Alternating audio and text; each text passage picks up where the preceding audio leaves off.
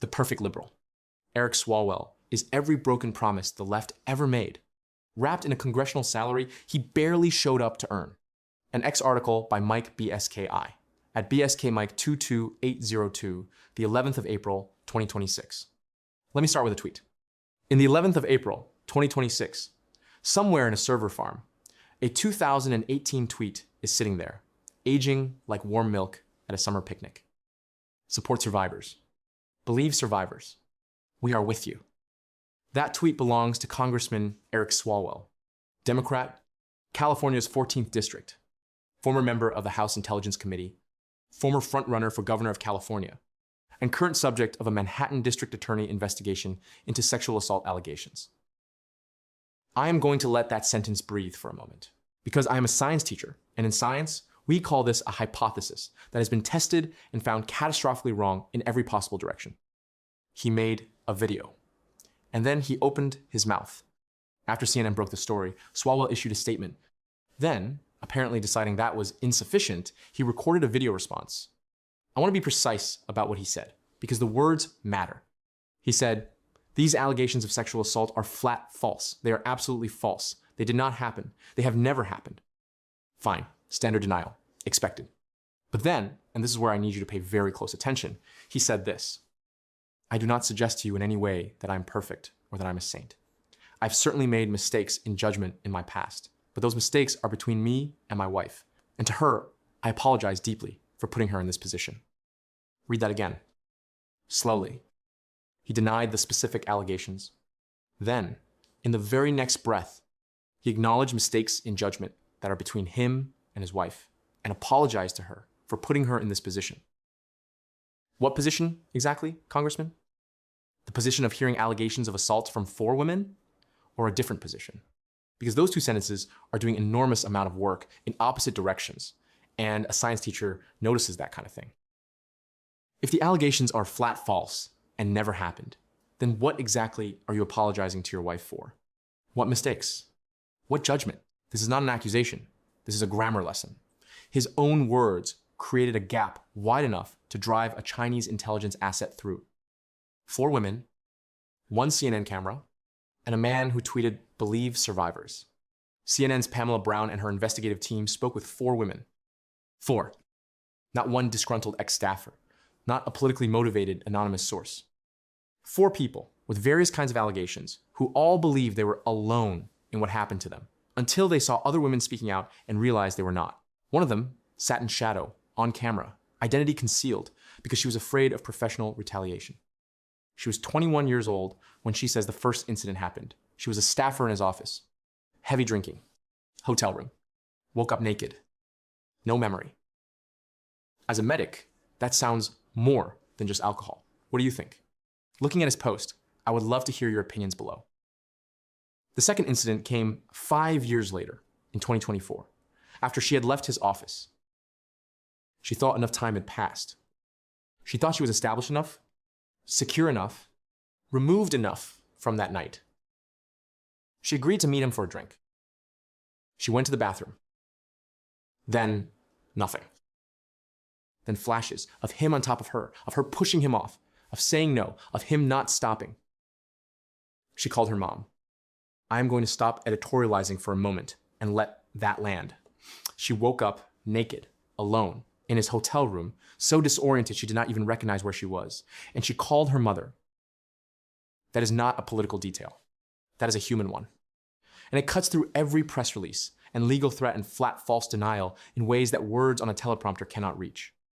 2 of the women received cease and desist letters from Swalwell's attorney after they came forward. Nothing says these allegations are false quite like immediately threatening the people who made them. The Manhattan DA is now involved. This is no longer just Twitter. As of this weekend, the Manhattan District Attorney's Office confirmed it is now investigating an allegation of sexual assault against Congressman Eric Swalwell. A criminal investigation by a prosecutor's office in the state of New York. This is no longer a social media story. This is no longer a he said, she said news cycle. When the DA's office opens an investigation, something shifted from the realm of allegation into the realm of law enforcement. He said he prosecuted sexual assault cases. He said he went to court on behalf of victims. He wrapped himself in that record like a shield in his video response. The Manhattan DA does not appear to have gotten that memo. When your own party runs for the exit, but only halfway.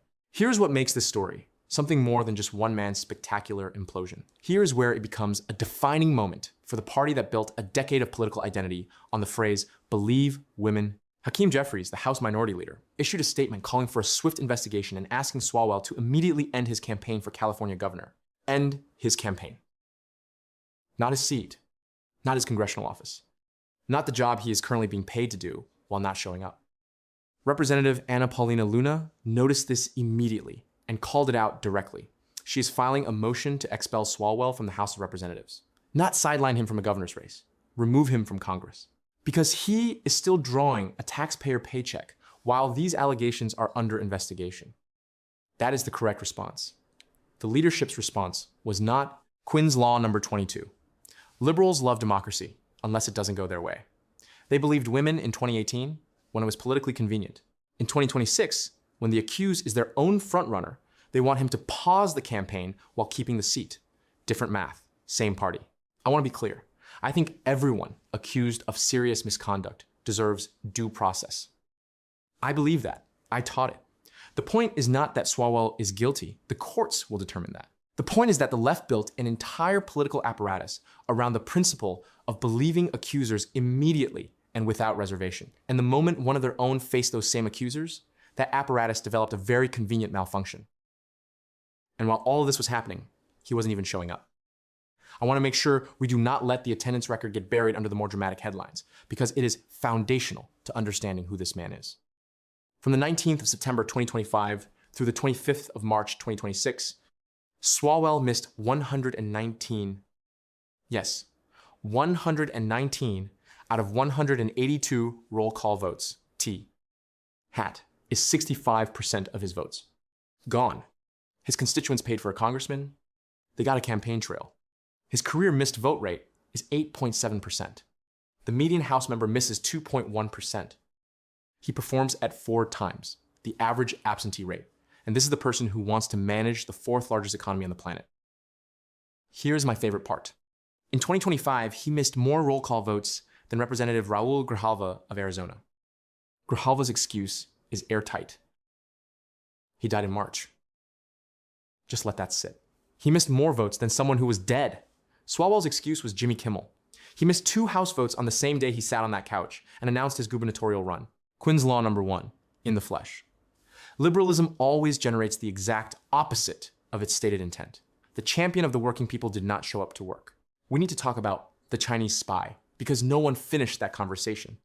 Christine Fang, a Chinese national suspected by US intelligence of being linked to Chinese intelligence operations.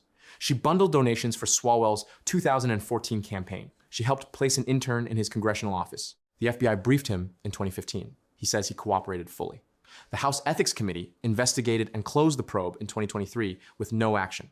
But here is what does not go away with a closed probe.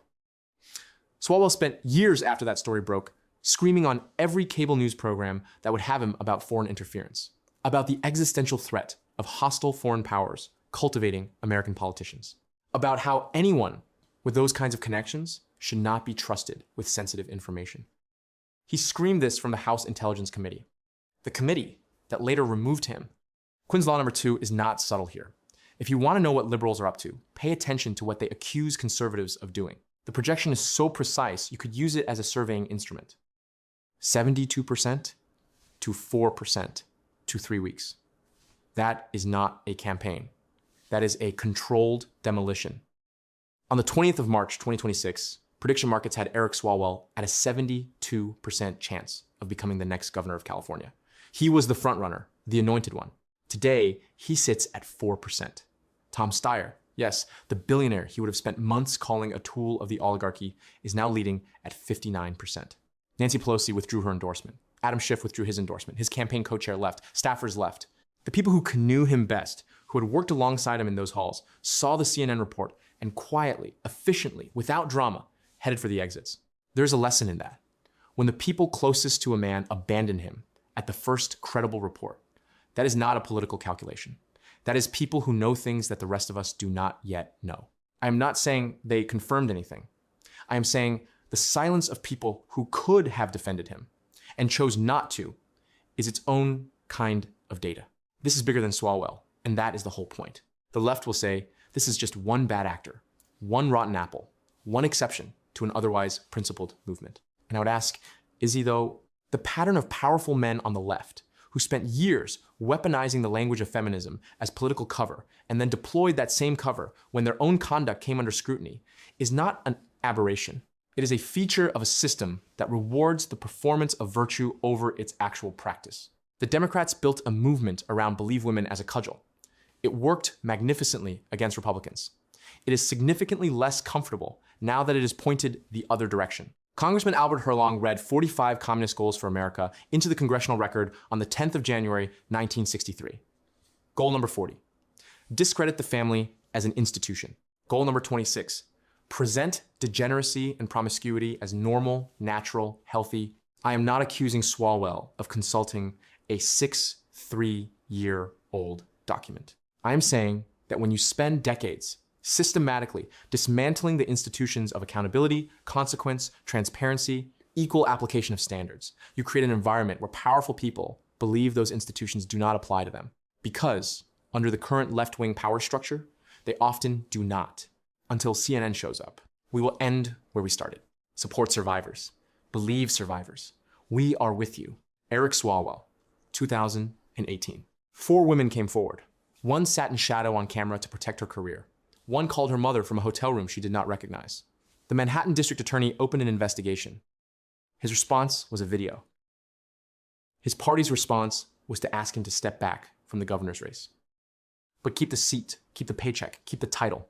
And somewhere in a server farm, that 2018 tweet just keeps sitting there. Patient, quiet, not going anywhere. I said at the beginning I was going to be careful. I kept that promise. I dealt in documented facts, public statements, on-record reporting from CNN, and confirmed data from nonpartisan tracking sites. I did not speculate beyond what the evidence shows. What the evidence shows is damning enough. But what do I know? I am only a science teacher who spent 23 years as an Army combat medic, who worked the streets as a civilian paramedic, who teaches kids in a high-need district that the system gave up on, and who has learned in all of those contexts that when the data points this consistently in one direction, it is no longer a coincidence. It is a conclusion. Reply with one word. Is his political career finished? Let me know below.